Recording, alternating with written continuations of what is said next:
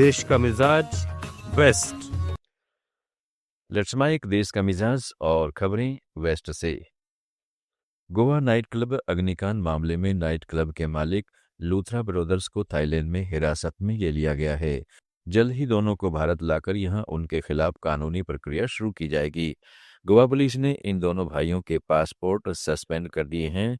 यह मामला 6 दिसंबर को गोवा के बर्च बॉय रोमियो लेन नाम के नाइट क्लब में आग लगने से जुड़ा है। इस दुर्घटना में 25 लोगों की मौत हो गई थी। सौरभ लूथरा और गौरव लूथरा इस क्लब के मुख्य मालिक हैं। दुर्घटना की खबर मामले आने के तुरंत बाद दोनों भाई थाईलैंड भाग गए थे। जब नाइट क्लब में आग लगी और फायर ब्रिगेड की टीमें वहां पहुंची, उसी वक्त लूथरा ब्रदर्स ने थाईलैंड की टिकट बुक की थी। आप सांसद संजय सिंह ने गौरव और लूथरा को हिरासत में लिए जाने पर कहा है कि ऐसे ही हिंदुस्तान से नहीं भाग गए। उन्हें भगाने में किन लोगों का हाथ रहा है, इसकी भी जांच होनी चाहिए। बिना भाजपा सरकार के सहयोगी के वे गोवा छोड़कर नहीं भाग सकते थे।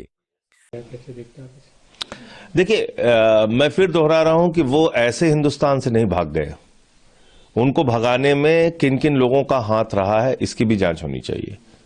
बगैर भारतीय जनता पार्टी के सरकार के सहयोग के वो गोवा छोड़ के नहीं भाग सकते थे। इंडिगो एयरलाइंस और सबको नहीं मिल रही है, देश की जनता परेशान हो रही है और 25 लोगों की जान चली गई जिन लोगों की लापरवाही से। वो इंडिगो की एयरलाइन से भाग गए हिंदुस्तान छोड़ के। और हमारे लेट्स माइक देश का मिजाज वेस्ट।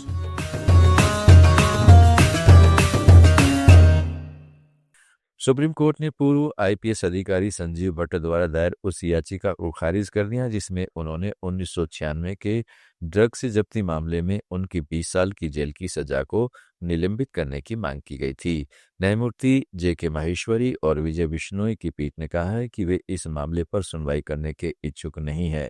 बता दें कि गुजरात के बनासकांठा जिले के पालमपुर कस्बे के सत्र न्यायालय ने ड्रग्स जब्ती मामले में भट्ट को 20 साल की सजा सुनाई है। महाराष्ट्र के मुंबई तथा कुछ अन्य शहरों में फरवरी 2008 में मनसे कार्यकर्ताओं द्वारा उत्तर भारतीय प्रवासियों पर हमलों के मामले में आज पार्टी प्रमुख राज ठाकरे की ठाणे की एक अदालत में पेशी हुई। ठाणे के मुख्य न्यायिक मजिस्ट्रेट एवी कुलकर्णी ने राज ठाकरे से पूछा कि क्या आरोप स्वीकार करते हैं, तो उन्होंने इनकार कर दिया। इस मामले की अगली सुनवाई 16 दिसंबर को होगी। महाराष्ट्र के मुख्यमंत्री देवेंद्र फडणवीस ने लोकसभा में नेता प्रतिपक्ष राहुल गांधी द्वारा आरएसएस पर लगाए आरोपों को सिरे से खारिज कर दिया है। उन्होंने कांग्रेस सांसद के बयान को बकवास बताते हुए टिप्पणी करने से मना कर दिया।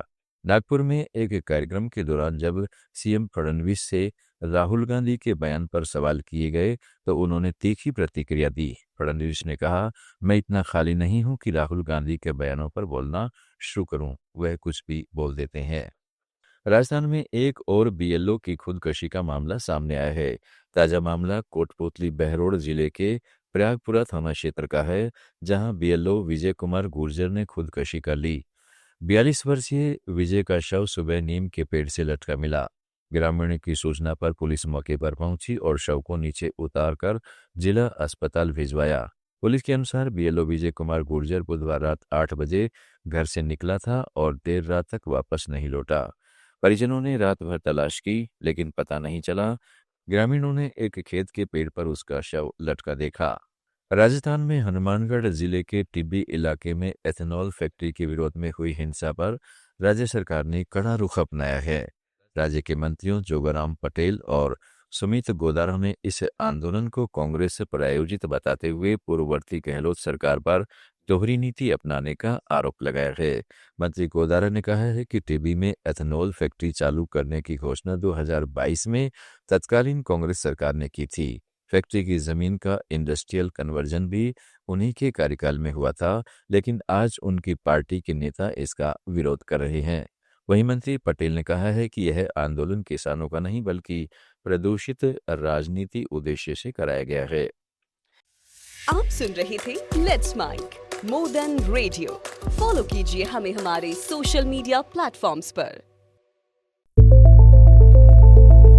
It's time for news. It's time for more than radio. Presenting the first radio news app, Let's Mic. Let's Mic, a news-based